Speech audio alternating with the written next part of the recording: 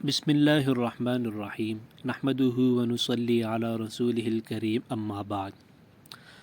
میں ہوں حافظ گلزار عالم اور آپ دیکھ رہے ہیں لرن ود حافظ گلزار۔ تجوید القرآن کے اس ابتدائی کورس کا یہ ہمارا سبق نمبر 4 ہے اور اس میں ہم پڑھیں گے الراء کے قواعد۔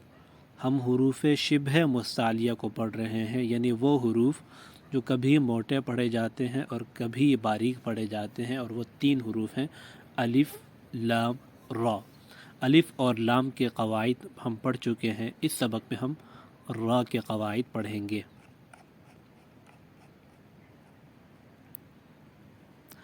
مگر ہر سبق کی طرح ہم گزشتہ اسباق کی کچھ دہرائی کریں گے۔ گزشتہ اسباق میں ہم نے پڑھا کہ کچھ حروف ایسے ہیں، 7 حروف جو ہمیشہ موٹے پڑھے جاتے ہیں، اور وہ ہیں خص، ظ، طن، قذ کے حروف۔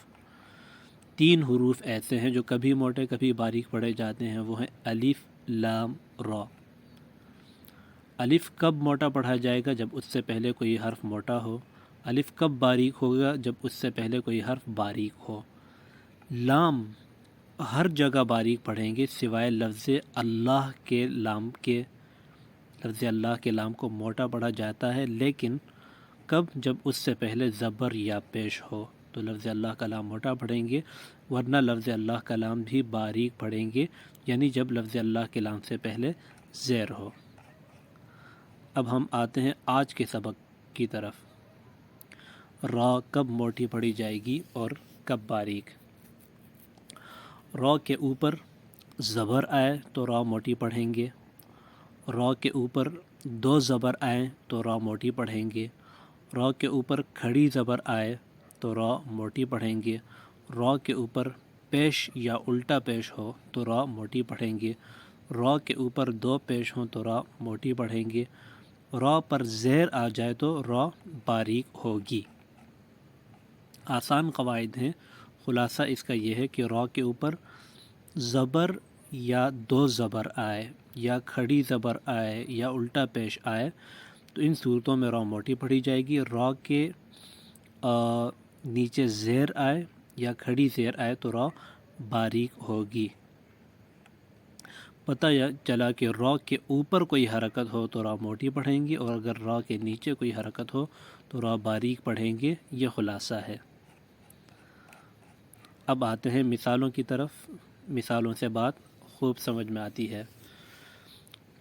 نماز میں ہم پڑھتے ہیں سبحانک اللہم وبحمدک وتبارک اسمک، وتبارک اسمک۔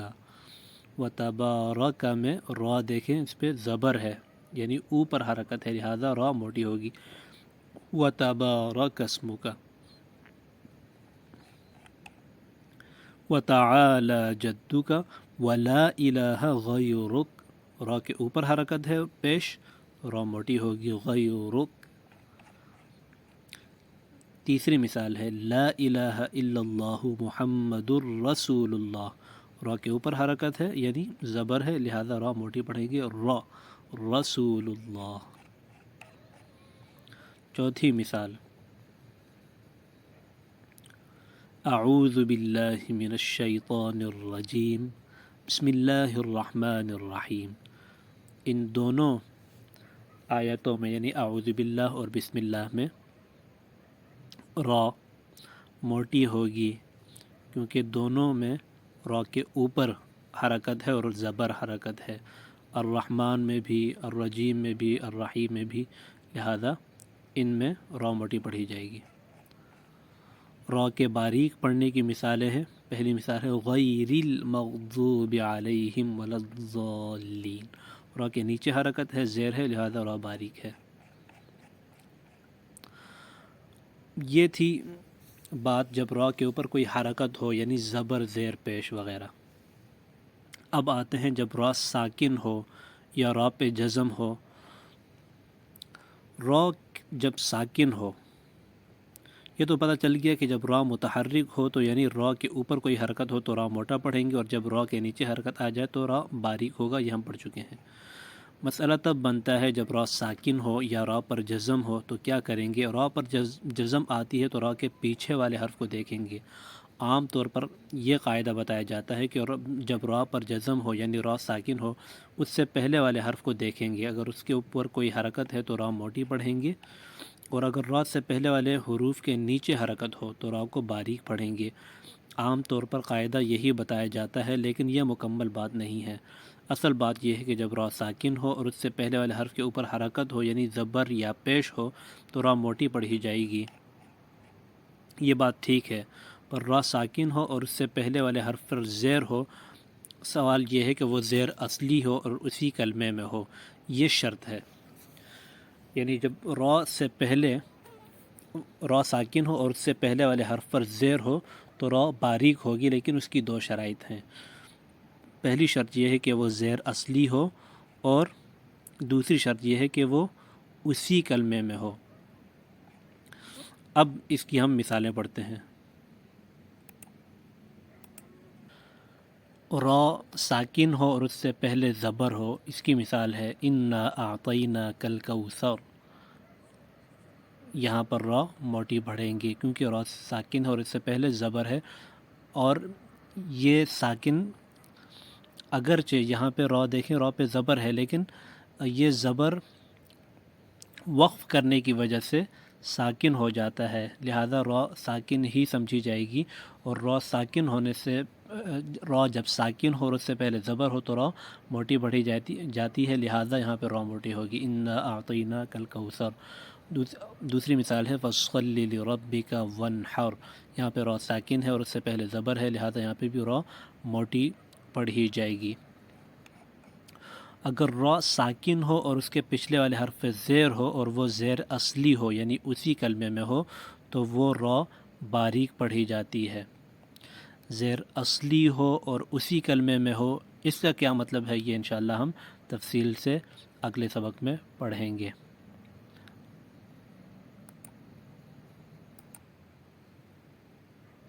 اب آتے ہیں کچھ مزید مثالوں پر۔ ہم نے جو را کے قواعد پڑھے ہیں کہ را پہ زبر ہو یا پیش ہو، اور وہ زبر یا پیش کسی بھی حالت میں ہو، چاہے وہ مشدد ہو یا مخفف ہو، یہ مزید قاعدے کی وضاحت بھی ہے اور کچھ مزید مثالیں بھی آ رہی ہیں۔ یعنی را پر جب زبر یا پیش ہوگی تو را موٹی ہوگی، اور وہ را مشدد ہو یعنی اس پہ شد ہو یا شد نہ ہو، ان تمام صورتوں میں وہ را موٹی پڑھی جائے گی، اور مثالیں ہیں رعد، رزق، ذو مرۃ، ففروا۔ ان تمام الفاظ میں را موٹی پڑھی جائے گی کیونکہ را کے اوپر حرکات ہیں، یا زبر ہے یا پیش ہے، اور یا زبر ہے ساتھ میں شد ہے، اور یا پیش ہے اور ساتھ میں شد ہے۔ اب آتے ہیں کہ را ساکن ہو اور اس سے پہلے والے حرف پر زبر یا پیش ہو تو را موٹی پڑھی جاتی ہے، جیسے ترزق، برق، یرزقون، ارسلوا، فلا تقہر، وانظر۔ اب ہم نے جو یہ کہا کہ را ساکن ہو تو اس کے لیے یہ ضروری نہیں ہے کہ وہ سکون اصلی ہو، بلکہ وہ سکون عارضی بھی ہو سکتا ہے، ٹھیک ہے۔ عارضی کب ہوتا ہے؟ جب وقف کی وجہ سے ہم ساکن کر رہے ہوتے ہیں، یعنی اصل میں تو ساکن نہیں ہوتا، اس پہ کوئی حرکت ہوتی ہے، لیکن وقف کرنے کی وجہ سے ہم اس کو ساکن پڑھتے ہیں، تو اس صورت میں بھی را سے پہلے والے حرف کو دیکھیں گے، اگر زبر یا پیش ہو تو را موٹی پڑھی جائے گی، جیسے للبشر بالنظر۔ اب را کی اصلی حرکت کو دیکھتے ہوئے تو را کو باریک پڑھی جائے گی اگر ملا کے پڑھیں گے، لیکن جب ہم نے را کو ساکن کر دیا تو اب اس سے پہلے والے حرف کو دیکھیں گے اور را موٹی پڑھی جائے گی، جیسے للبشر بالنظر۔ امید ہے سمجھ میں آ گیا ہوگا۔ اس سبق کے مزید قواعد اور مزید وضاحت انشاءاللہ اگلے سبق میں۔ السلام علیکم ورحمۃ اللہ وبرکاتہ۔